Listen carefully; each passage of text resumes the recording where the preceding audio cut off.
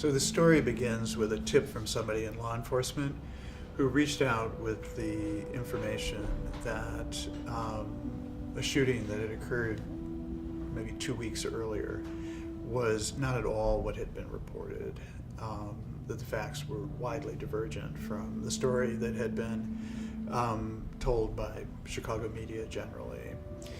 He provided the information that there was dash cam video from one of the police cars and expressed great skepticism that the case was going to be vigorously investigated. He also had information about a civilian witness who had come to IPRA, the Independent Police Review Authority, on his own initiative to describe what he had seen that night. With some effort, I was able to locate the civilian witness, and ultimately he agreed to talk with me, although he was gravely concerned at the time about the possibility of police reprisals.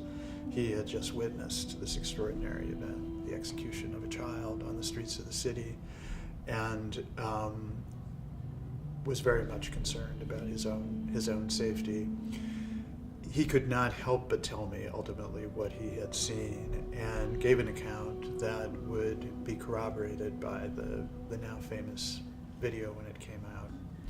The next step in the process was the finding out the content of the autopsy, which I did through sources close to the medical examiner, and then at the first opportunity securing a copy of the autopsy report when it became subject to a FOIA request. That was the moment when it became absolutely definitively clear that the city had lied at every stage in this process about what had happened that night.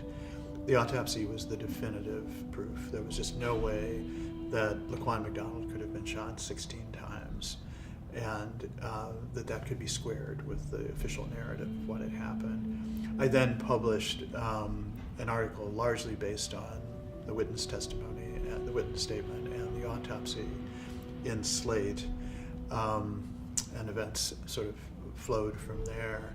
I should say at this point, when the Laquan McDonald story has become this huge public narrative that really bears comparison with Emmett Till in terms of the place it's occupied in the culture, that we would not know the name Laquan McDonald were it not for these two individuals, the whistleblower and the civilian witness, who remain unnamed.